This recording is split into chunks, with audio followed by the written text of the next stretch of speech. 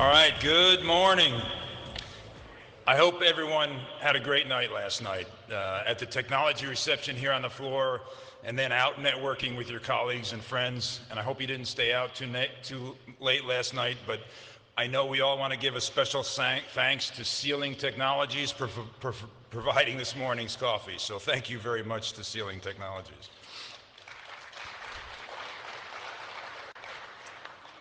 Yesterday was a phenomenal day. We got kicked off by General Nakasone telling us the desired outcomes and charging us to march rapidly towards those. And then everyone was treated at lunch to some lip syncing by Lieutenant General Skinner. Great job, sir, appreciate that. But just showing us some of the challenges with our new evolving AI capabilities. So for a further recap of the day, please go to the Signal Show Daily, which is linked from our symposium website. It's afcia.org/signal to view all of this coverage. Now, as we move into the second day, we have just as powerful and packed day for you today. And I want to thank and recognize our industry partners who have supported this symposium with their exhibits, and they are presenting solutions to the challenges that advance the theme of this symposium. Without their support, these events would not be possible. So when you're out there on the floor, stop by, talk to them about these solutions, talk to them about the capabilities that are required, have that exchange, and then be sure to thank them for their support of this symposium. We opened this morning's program with a fireside chat featuring our very own DoD Chief Information Officer, the Honorable John Sherman, and AFCEA's President and CEO, Lieutenant General retired Susan Lawrence. Prior to joining the DoD, Mr. Sherman had a long career in the intelligence community, and he served as the intelligence community's Chief Information Officer from 2017 to 2020. As the DoD CIO, he is the principal advisor to the Secretary of Defense for information management, information technology, information assurance, as well as non-intelligence space systems, critical satellite communication, navigation, and timing programs, and all matters of spectrum and telecommunications, a wide portfolio of great interest to all of us in this room. General Lawrence enlisted in the Army as a private, and she advanced all the way to Lieutenant General, serving in command and staff positions at every level, culminating with her assignment as the Army's CIO G6. And she has been our AFCEA's CEO since January of 22. Please join me in a warm welcome for both of these distinguished individuals.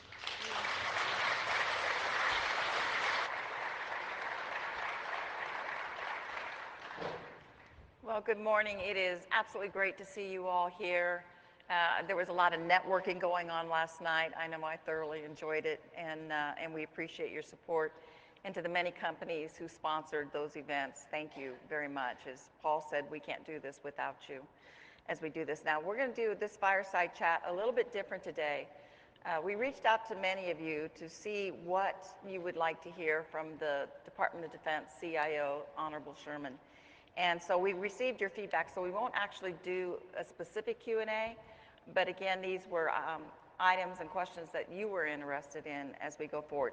Sir, thank you very much for making the time to be here to support this amazing TechNet Cyber. It has been, as Paul said, action-packed, great panels, great leaders that have come in, including you, sir. So why don't we just jump right in? Thank you, Susan. It's an honor to be here with you all. And I want to thank all of our industry partners and government partners for taking time this morning. So it's great to be here with you. Thank you, sir. So the topic we've been watching for quite a while and have taken different directions on has been the Joint Warfighting Cloud capability.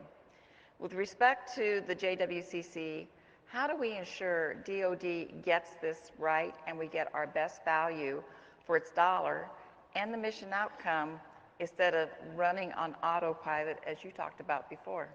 Absolutely. So the Joint Warfighting Cloud capability, or JWCC, is our enterprise cloud contract vehicle. But it's not just a cloud contract. It really is an overall enterprise approach of how we're going to do cloud. And I want to compliment our DISA team here under General Skinner, Mr. Barnhurst, the hosting and compute center under Sharon Woods, as we've got this contract in place as of 7 December last year.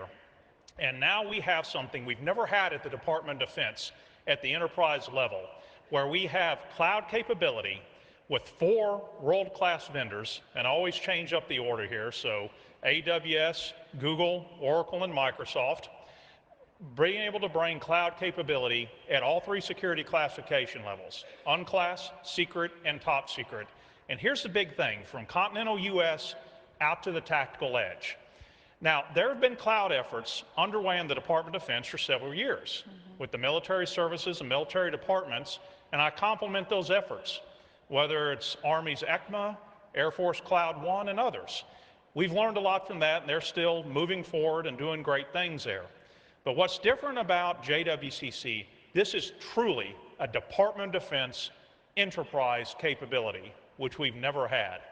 You know, I was thinking about this, and again, not to take anything away from the other cloud efforts, but JWCC is like the Gerald Ford class aircraft carrier of cloud. Check that. The Ford Strike Group class of cloud capabilities here. This is something we've never had, and is what we look, and we've already got it underway, and Bob and I were talking about this as recently as yesterday. We have several dozen task orders in the pipeline right now, and the great thing about this is about 2/3 of them are not only from DISA. Now, DISA is using it as well, but from military services, from joint staff, from some of the Fourth Estate organizations, and we're moving out on this. I meet with these cloud vendors regularly, as does General Skinner and other members of our team here, full commitment to bringing capability we've not had. And what's unique about JWCC as well is we are working directly with the cloud service providers, negotiating directly with them and getting these capabilities online. So why JWCC? Why is this so important? Well, as we look at joint all-domain command and control and what we're going to need there to really have this unified capability, what we're doing on software, which I believe we'll be talking about here in a while. We've got Mr. Rob Beatmeyer, Chief Software Officer, in the audience here, to be able to have not just at the infrastructure as a service capability, but at platform and higher up too, what JWCC will bring us. So hear me out on this. We're not in competition in any way, shape, or form with what the services are doing. This is complementary to what they're doing, but what JWCC brings to the fight is an enterprise cloud capability we've not had and we need for many mission outcomes. Absolutely. Thank you, sir.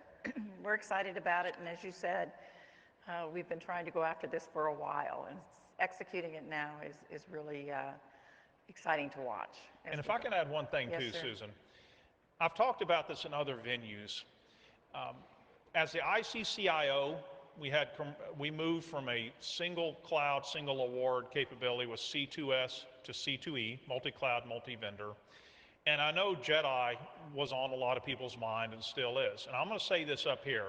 What my predecessors, and particularly I want to give Dana Deasy a shout out, it was the right move at the right time. And we did that in the IC. So I don't want to take anything away from the valiant JEDI efforts that went in. And the reason we pivoted to multi-cloud, multi-vendor approach, it was the right time to do it. We weren't going to, we were adhering to something that we had moved past as an enterprise on a need on that. But hear me out clearly, it was the right thing at the right time. And I want to credit my predecessors, whether it was Dana or Essie Miller and going back to John Zangardi and others. We stand on their shoulders, and I just want to publicly thank them for what they did to get us where we are now. Thank you very much. Yes, we recently had a couple years ago a fireside chat with Mr. Deasy and going through that, and absolutely the vision was the right vision at the time. Yep. Absolutely, sir. As General Skinner said yesterday, we can't have a conversation without talking about zero trust. So my understanding is you have set an ambitious goal of implementing zero trust by fiscal year 27 across the entire department. How are you going to achieve that, sir? We're going to achieve it by getting after it is the main thing we're doing. So let me tell you how we're going to do this here. Zero trust, I know, is such a buzzword. Down in the DC metro area, I mean, we're up here in Baltimore, I listen to WTOP, kind of our drive time, traffic, weather, commercial station there, and I hear, zero trust for years. And it almost became a buzzword. Maybe some of your companies were the ones providing those advertisements. We're like, are we ever going to be able to get after this? I got to credit the current administration with President Biden putting out an executive order on zero trust. And my friend and colleague Ann Neuberger up there and as a Deputy National Security Advisor really putting a marker down. This is something, again, I know parts of the department have been after long before I darkened the door here. We did it in the intelligence community. Our friends at NSA really showed us a way ahead on how to get after this. One thing Secretary Austin says often about creating dilemmas for our adversaries and competitors. I can think of no better way to create dilemmas for the People's Republic of China and Russia and others than by implementing zero trust, preventing lateral movement across our networks and systems, keeping them away from our most critical data. And in a way that we're going to do this at scale, 4 million plus people, one of the largest enterprises in the world, by 2027. And how are we doing this? Now, we stood up a portfolio management office last year under Mr. Randy Resnick, our Zero Trust lead, who joined us from NSA. And as we published the Zero Trust strategy last October here, which I think many of you are probably familiar with, it adheres to the 7 pillars the National Institutes of Standards and Technology, the NIST 7 pillars of zero trust. But the way we're coming at this here is a little bit of a pick your own adventure for the military services and components, where they kind of have 3 courses of action that they can mix and match. There's the COA 1, which is the brownfield approach, where they can overlay the 91 targeted zero trust capabilities on their current infrastructure and architecture. There's COA 2, where they can do this on the JWCC cloud services we have with the 4 vendors, or COA 3 with the private cloud option, or a mix and match of that. And what we're doing right now is getting through technical sessions at Randy's leading, working with the military services and components about the pathway they're going to take here, and we can really put a POAM and a set of milestones together to get after the 2027 goal. I also want to thank DISA for what they've done with Project Thunderdome, which is one of the types of solutions we can get after with SD-WAN and a number of other capabilities there. Zero trust is not going to be unobtainium in the department. We're going to make this happen by 2027 for all of our networks, and again, preventing lateral movement through microsegmentation, fine-grained access, endpoint management in a way we've not done, and assuming an adversary is already on our network and then proceeding apace. We cannot fail on this, and this is going to be and remains one of my top priorities as Chief Information Officer. Sir, I'd like to ask a follow-on question. Sure. On zero trust. So we've seen in some reporting recently that zero trust can eliminate or at least mitigate the insider threat, and especially persistent threat, right, as we're being approached all the time. Can you expand on that a little bit more? And how are you going to measure your success in executing zero trust? So 2 parts of the question. Let me start with the insider threat aspect. We all saw the unfortunate news from now almost a month ago, what happened up in Massachusetts at the Air National Guard there. This is something we've grappled with for years. We had the Snowden disclosures nearly 10 years ago. We've had other unfortunate events here. We talk a lot about zero trust in terms of the global competition we're in against state actors. People's Republic of China and the PLA over there, Russia, Iran, North Korea. But one of the most pernicious things we have to be aware of are insiders that will, using other means, release data that should never see the light of day in the way we saw here in this activity up at Otis Air Force Base. I've seen in the tech media and the press and elsewhere different opining and stories about would zero trust have stopped this? I'll tell you from my seat, I think it sure as heck would have made it a lot more likely that we would have caught this and been able to prevent it at the front end of something like this happening. Having a trusted insider, someone who's gone through the background investigation and been given access to JWIC's top secret level capabilities, that's a tough one that we have to be able to put measures to get after. So what zero trust could have done in this case, and what we are getting after now, on areas like robust user activity monitoring, UAM, at the top secret and secret levels, which we've already made great progress on, but it's not just the software, it's not just the alerts and triggers. You have to have insider threat cells, human beings at different echelons of command that set the triggers, that monitor it, because what goes on at Otis Air Force Base is going to be different than what goes on at Fort Hood, is going to be different than what goes on at NGA, and go all across the enterprise here, that has to be very carefully curated and managed. That's a big thing on there too. Another area we need to be conscious of is the balance of need to know with need to share.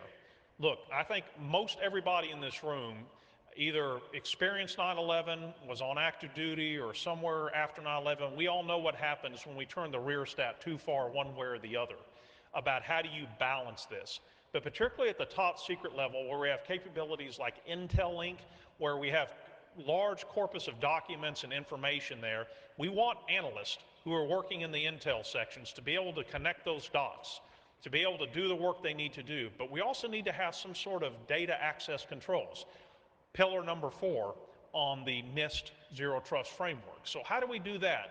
How do we have the analytics and visibility, pillar number 7 of Zero Trust, and implement this without turning the rear stat too far one way or another? So as we work with Honorable Moultrie, the Undersecretary of Defense for Intelligence and Security, and all the other stakeholders, and we take lessons from the National Security Agency with their STEAM efforts, secure the enterprise, secure the network, and apply this so we're not reinventing the wheel. That's how we apply Zero Trust on this, and we're going to tighten this up in a way that's smart and in a way that doesn't hinder mission. To your question about how do we measure Zero Trust, this is those 91 capabilities that Randy has laid out, working with the military services and others, on whether it's endpoint, whether it's SD-WAN, whether it's behavioral-based analytics and not just signature-based analytics. One of my colleagues sitting in the front, Mr. Mark Hawken up here, who was the deputy CISO until last year, was a key leader on this area here, on this, making sure we got after some of these things that we can measure. And so what we're working with right now, we've been socializing the Zero Trust way ahead, but here very shortly, we're going to want to see the milestones from the services and others on that roadmap to 2027. So that's what we're doing on that, Susan. Yeah, thank you, sir. And if we have time at the end, I know Undersecretary Deasy, the pandemic hit, we all went home, which added additional security challenges of our data and information, but we can come back to that. But leading into that is user experience.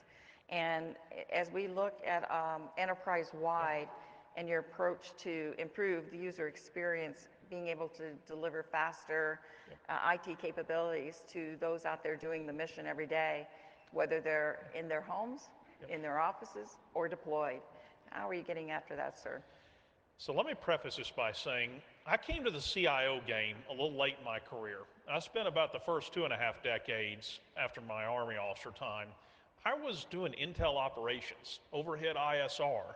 I was running collection operations at NGA. I was on the National Intelligence Council. Why did I tell you all this? I was one of the loudest voices to the IT folks on when my electronic light table wasn't working at the Navy Yard or at NGA headquarters. When I couldn't get the TC-PED throughput, I was one of the loudest voices. I note this because the user experience piece, I get emotionally committed to this. And the whole Fix Our Computers issue with me last year that did go semi-viral resonated with me in a way I can't begin to tell you here. And working with the military department CIOs, the sixes, and others, we are committed to getting after this. And we have Ms. Lily Zalecki sitting right up in the front here as our Deputy CIO for Information Enterprise. This is among JWCC, software dev, and leadership under her too, working with Rob. This user experience issue is one of our top priorities, and I can promise you it is for the Deputy Secretary and others. The Defense Business Board did a darn good report on this. It came out about 3-4 months ago. I would commend you to take a look at on we need to do better, not only within the Office of Secretary of Defense, where a lot of effort's going into, but across the whole enterprise, out to that air, down at Tinker Air Force Base or Fort Stewart or out at PACAF. I can go down a whole list, or overseas at OSAN, you name it. We've got to have a better user experience there where people aren't watching the spinny wheel go round and round. They're able to get their jobs done. One thing that I think a lot of us in this room know, though, there's not one silver bullet to get after this. It's not just new hardware. It's not just new transport, which DIS has done an outstanding job of at the enterprise level. It's on the bases and installations where we need support from the services. It's having good software, it's having good images on the machines. All these things have to work together to create that user experience. So what are we doing to get after this? We need to measure how the user experience is going. And that's one thing Lily's leading right now are the metrics. And building off what the Air Force and others have already done under Colt Weidel, the Chief Experience Officer there, and the other services. Making the necessary investments to get after this, to make sure we have the very best capabilities. And yes, some of it's hardware refresh, but it's not all that. Some of it is on the software piece that Rob is leading. And then hearing from the users on what we can do, because again, there's not going to be one silver bullet that's going to get after this. And I talked about cloud and zero trust, but this is another area as a priority for me as CIO, is so that E5, that warrant officer, that civilian, you name it, that she or he is getting their job done and not dealing with antiquated IT experiences that can hold us back against the China threat or, frankly, on our morale issues. This is a top priority, and we're committed to getting after it. Yeah, speaking of our workforce, specifically our cyber workforce, we had a great panel yesterday discussing this topic specifically, and we recently did a webinar on the cognitive stress of the cyber workforce because we don't have enough individuals to do what we need them to do. And so as the Department of Defense is competing with everybody else to include industry to go get those great Americans that can operate in this nebulous environment of cyber, what are you doing to improve the Department of Defense posture? So I know Mark Gorak, who's in the audience, talked about this yesterday, so let me build on that. And I'm very thankful Mark is leading this with his great enthusiasm and acumen to get after this. And it is a whole team effort here within CIO, but with the rest of the enterprise too. If we tap, when we tapped into all the talent we can get after in this great nation, nobody would be able to stop us doing what we need to do. Having a workforce that looks like America, having a workforce system that recognizes the changing dynamics of our 21st century environment, where folks may not come here for 30 years to work at DOD. Some might. Some may want to stay on active duty that long. Some may want to be a civilian that long. But recognizing we need to do things differently. And we have gotten after this over the last couple years in a way that I would argue we haven't done before, with great support from the military services and others. We have a new workforce strategy we published earlier this year, which really set a marker down of this new paradigm of how we want to get after this issue, on how we're going to identify talent, how we're going to recruit that talent, retain that talent, and upskill that talent. We've got an implementation plan that'll be coming out here in about a month or so. I see Mark nodding, putting us on record, buddy, so we're committed now. We've got the 8140 policy series, and we published the 8140 TAC 03 policy manual, which really made some headway on this. But I never want to forget the why on this. There's a lot of details on this, like I talked about with the new outlook of a workforce that is going to be different than when a lot of us entered the workforce, and how we have to be agile in that space. But the why is to have a workforce that looks like America with all the innovation, the surliness we bring to the fight from all corners of this great country. And we've got to get after this, because I tell you, when we do this right, nothing they're going to do in Beijing or Moscow or Tehran or Pyongyang can stand up to what we're going to bring to this fight. And that's the why. The technology's great. What we've done on JWCC, Zero Trust, some other stuff we'll talk about. The human beings have got to be the core of this. And that's why we're getting after this. Yeah, we thoroughly enjoyed meeting Gabe yesterday. General Skinner recruited him right out of high school. And amazing talent, smart, and being able to bring that kind of talent doesn't necessarily tie to a four-year degree. So I personally, having been previously enlisted, really appreciate the leadership understanding that now, not only in the department, but in industry. I'm seeing that now as well. And I want to add to that. Thank you for bringing that up. When I spoke down at DOTUS in San Antonio back in December, talked about my dad, Sergeant Lynn Sherman, 433rd Heavy Airlift, went on to a great career in the U.S. steel industry, core U.S. industry, that I'm still very proud of his experience there. we have got to, he made it just fine without a 4-year degree. He went to college for 1 year, but had to head out to go enlist and then help his family with some finances. And I want, and with your great service, Susan, I think those are outstanding exemplars. Degrees are great, but experience is even better, I think. And that's something we've talked about too, with the proper accreditation, the apprenticeship programs I talked about last fall at the White House. That's where we want to open the aperture to, as well as looking at folks may have gone to community college, may have had a great run as an NCO and have better experience than anyone coming out of a 4-year program. Now, for certain degrees, don't get me wrong, we do need folks who have data science experience and a PhD. I certainly learned that at CIA and elsewhere about the blending of being a true data scientist, where you've got economics experience, statistics experience, IT and computer experience. God bless them, they're going to be far smarter than I'll ever be and make more money than I ever will. Data scientists out there, we love you. But the plethora of experiences that we need to be able to bring in, and not kind of by rote put things in hiring announcements and contract support and so on. And that's another area, Susan, I'm glad you brought up. Yeah, yes, thank you, sir. Well, I could talk about people all day long, but let's move into another topic that's really going to impact how we look at things in the future. And it's in the software modernization.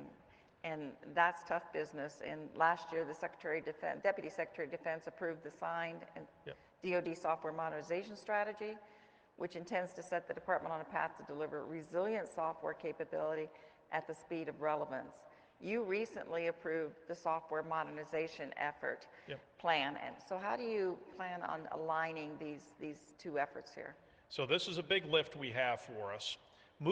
So back to the why, kind of the Simon Sinek why of this, if you watch his TED Talks, as we move from a hardware-centric department to a software-centric, more agile sort of overall enterprise, this is so critical. We've had leaders like Rob, like Lily, like General Skinner, and many others in this room who have had the vision for this for years. Susan, yourself over CIO and G6 and many others on this. But implementing this at the scale we need to and clearing the obstacles that have held back a very, very forward-leaning workforce, back to the people on this, that have had the vision on what we need to do on DevSecOps, agile software development. With the many software factories we have across the military services and elsewhere, how do we rationalize this, and how do we, from our CIO seat, clear any obstacles, set the standards, make sure we have an environment where software agile development can really happen at scale? That's what this is really about here. Setting standards on things like containerization, looking at how we're going to leverage our enterprise cloud capability, working with these software factories, and making sure we have the right mix. How many is the right number? I'm not sure. We're going to look at that, and rationalizing in a way that continues the momentum they built. Tapping into that human talent that's doing the DevSecOps. You know, Rob and I had a chance to talk to a software factory gathering about a month and a half ago. You want to be motivated? Talk to those folks down in Austin, at other places when they come together. You see the women and men who have that gleam in their eye, that spring in their step, that eagerness to want to push us on areas like user experience, where they do have trouble sometime on our installations and bases and posts doing software development because they're not able to do what they need to do sometime on that. That's what really we're getting after, not only with the broad strategy, but the implementation plan on the eaches that we need to get after these areas, that Rob is going to be leading on this, working with our partners in acquisition and sustainment and research and engineering as we try govern this. But it's really not just the three of us up at the OSD level. It's the military services, other PSAs, and getting after this. And this is an area that we have to get right. And one other area I want to note on, our allies are looking to us on this too. They're looking to us on many, many things as we partner on cybersecurity, on cloud, on C3. But this software piece, we've got to blaze a path here and show what's in the realm of the possible, and also leverage, as we're working with Chief Digital and AI Officer, as we leverage AI and ML at this space. Bob, I will not try to do your generative AI thing you nailed yesterday. I thought you were rapping when I saw the microphone up by your mouth. But that's one thing I want to see that one of these days, by the way. That's one of the things we've got to absolutely get right as we move into AI and ML, is the software piece of this. So that's why it's so important. Yes, sir. And speaking of that, as we look at the nation states who intend to do us harm, who are leading threats against us, as we look at our number one with China. Yeah. Let's talk about emerging technologies. How are we going to stay ahead of the game and ensure that what we're doing, whether it's AI, ML, quantum, what's over the horizon, that keeps us as a national military leader in these areas? Thank you, Susan. I want to divide this into two pieces kind of here. There's emerging technologies, which are over kind of the next hill or the hill we're going over, and some that are a little nearer term that are emergent. They're here now, but we need to think about how we're going to get after this.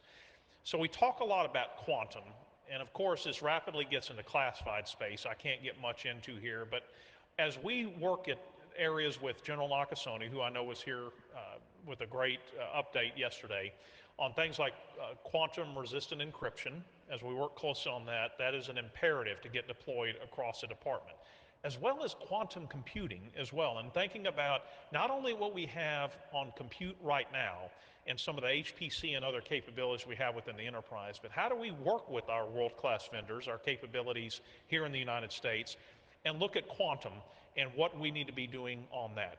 That's a big area there.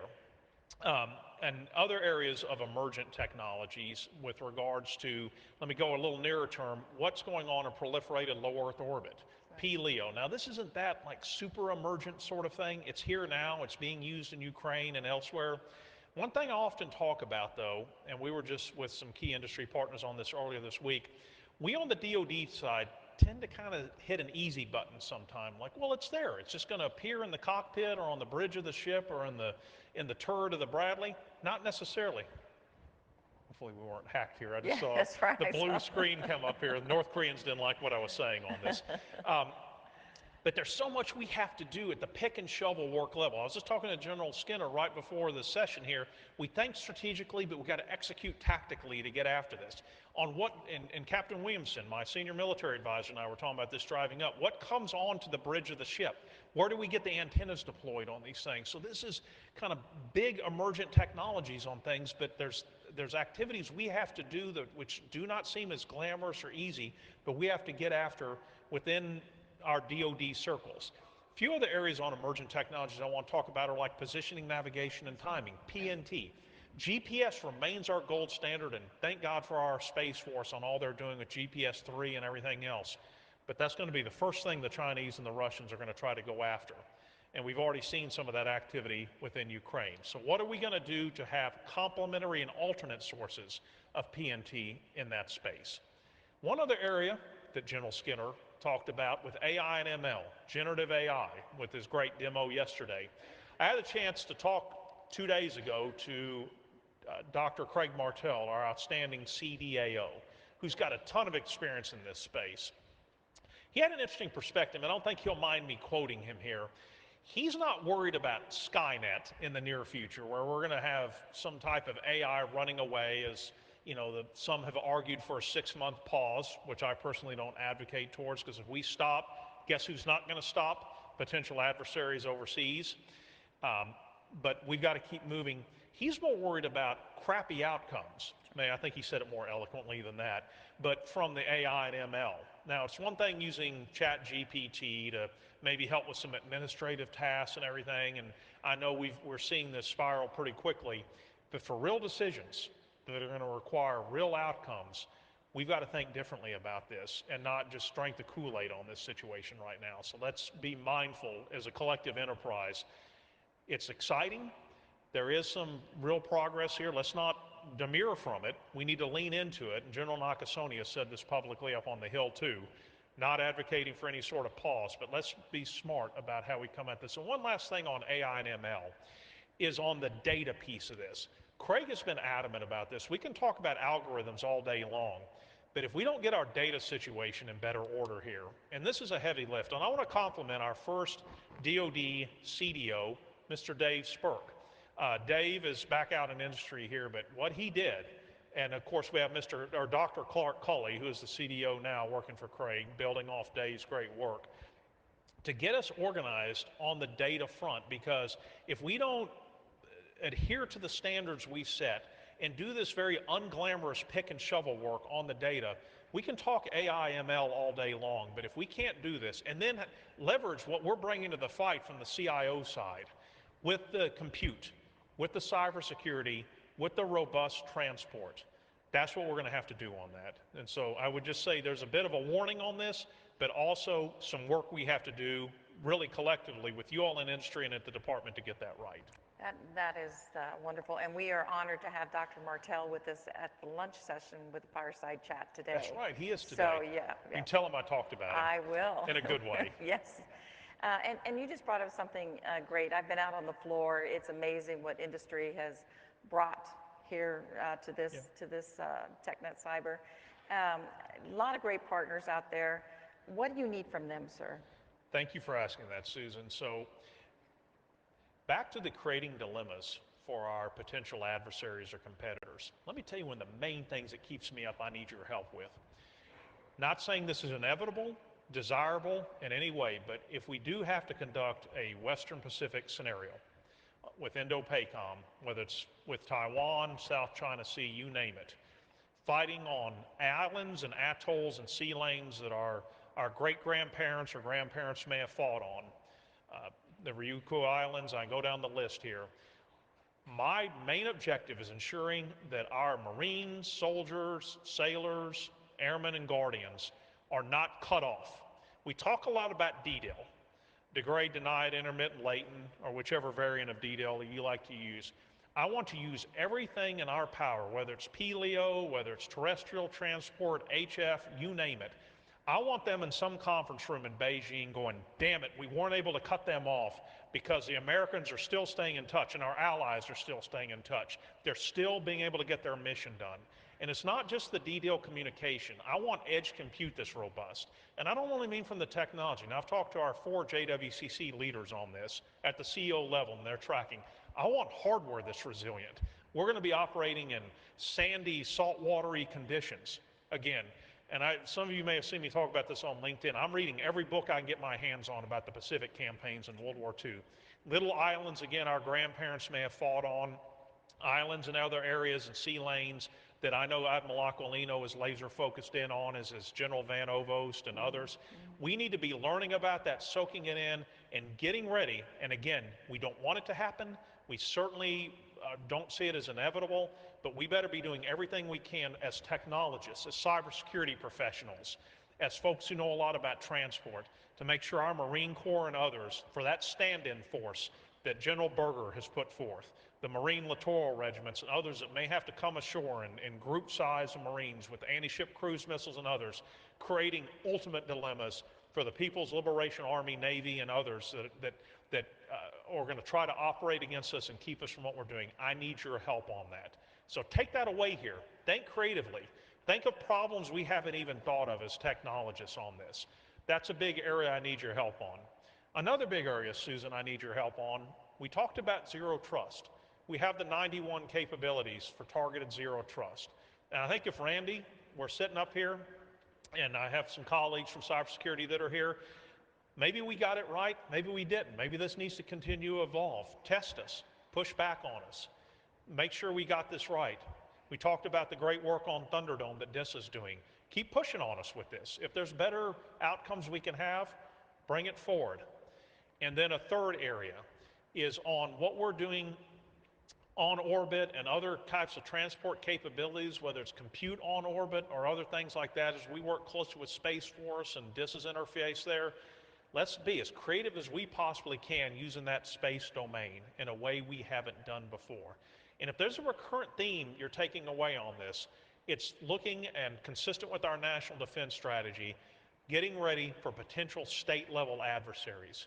And I want to thank every single one of you in the room who served in Afghanistan, in Iraq, in East Africa, and elsewhere. The creativity you all brought to that fight in terms of ISR, survivability, special operations support, counterinsurgency, and go down the list here. We're going to need exactly that same type of rigorous innovation, relentlessness of saying, why can't we do this? Why can't we get this deployed to the force more quickly? How do we do this? And I'm not saying we're at the cusp of any sort of conflict, but we better be stepping to work every day as though something could happen tonight. And Admiral Aquilino makes that call. And God, I hope this doesn't happen. But this is what gets me to work every day. Not to mention what's going on every day in Ukraine, what General Cavoli is supporting for our NATO partnerships over there, as well as around the world with other combatant commanders. I just saw General Van Herk coming out of his Suburban at the Pentagon as us coming here. I think about everything he's handling, securing the homeland here at Northcom NORAD, and go down the list. And I already mentioned General Van Ovost, the incredible work she's doing there at Transcom, and I can name others. That's what I need help with, Susan, on those types of areas.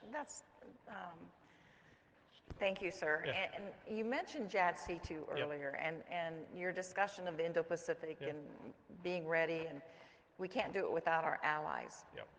The one thing that I've been working for a long time on is cross-domain solutions. Yep. I heard leaders in the Joint Staff thinks they're hoping that JADC2 can bring a cross-domain solution as well as the joint look that we're doing there. What are your thoughts on that, and where are we going? So working with my friend and colleague, General Mary O'Brien, the Joint Staff J6 is amazing in that job, by the way. That is some of the stuff we're looking at on potential cross-domain solutions through JADC2, and more broadly, working with our colleagues at National Security Agency under General Nakasoni's hat there as Sternza, through the cross-domain office there, which I used to have oversight on as ICCO. That's an area we want to make sure this is rigorous, it's quick to need. I hear a lot about CDSs from the software community too about needing that. And then also with General Nakasoni with his national manager hat on under NSM 8, making sure we have the rigorous security for that. But backing up a little bit, Susan, on JADC2 writ large, I know there's a few different kind of taglines we've used on this. Sense, make sense, act. I've heard the chairman and the vice talk about that. We also talk about any data, anywhere, anytime. I like that. But the one I also just like from my own seat here is staying inside the adversary's turn circle in a way they can adapt to. And working, you mentioned with our allies, I'm going to be meeting with the Five Eyes CIOs tonight on a VTC. Key allies. I had the German, the Bundeswehr CIO 6 equivalent, General Vetter, was in yesterday talking about how we're working together in NATO. This interoperability has got to work. I've talked about this, and I think General Nakasoni said this a few times too. The one thing that scares our potential adversaries more than a U.S. ship transiting a strait is a U.S. and a Canadian ship together, or a U.S. and Japanese and a Canadian ship together, or aircraft in formation, or a joint Army exercise that involves multiple allies together. That we've got to make this seamless. We've got to move so quickly. Another thing Captain Williamson and I talk a lot about, I played football in high school. Wasn't that great, but down in South Texas football, played a lot of option, a lot of move around. Often envision, this has got to be like the best sports team, whatever your sport of choice is, moving so quickly where the PRC or Russians cannot know what hit them.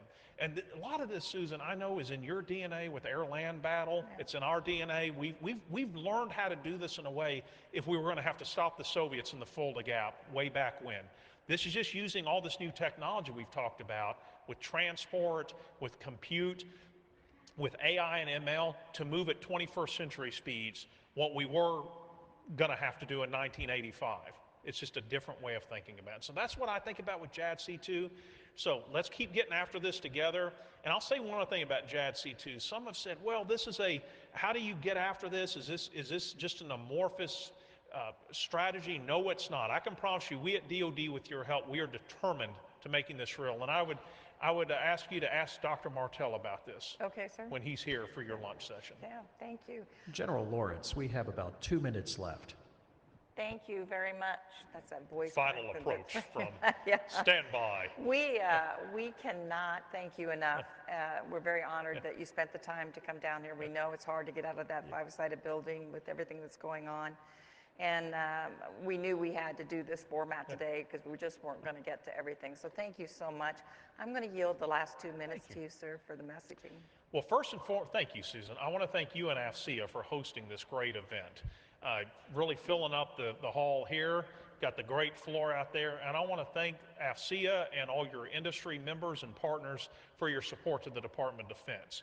I've said this once, I'll say it many times, our U.S. industry is our secret sauce here, and this is something I'll put up all day long against any of our foreign competitors and adversaries, so thank you for that. We talked a lot about the women and men who make up our workforce, both in uniform and out of uniform, and the partnership we need with you all in industry to make this work. There's going to be greater fungibility maybe than we've ever seen, where folks come work for us and then come work for you and then come back. Let's make that work. And I know Mr. Gorak and others have talked about that. And finally, in the last couple seconds here, keep innovating with us. Make sure that we're asking harder questions. Ask us about our capabilities. And don't be afraid to come darken our door and say, hey, we've got something better, maybe a micro thing or a macro thing that's going to make your job easier. That's what I need your help with. And Susan, thank you so much for having me here this morning. Thank you, sir. Thank you, Paul. Please welcome General Fredenberg back to the stage.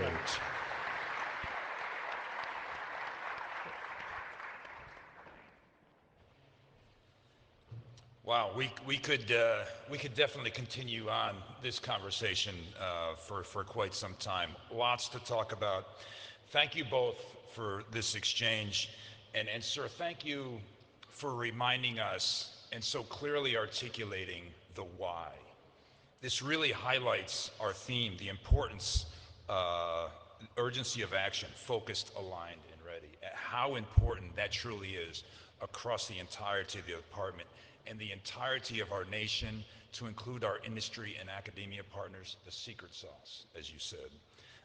And also, thank you for not just having the conversation up here, but you, your team, the big three, the picture that we have up there, or if we can put it up there, that would be great. General Nakasone, Lieutenant General Skinner, that team is leading us to not only talking about this, but leading us to actual tangible progress, and this is most important.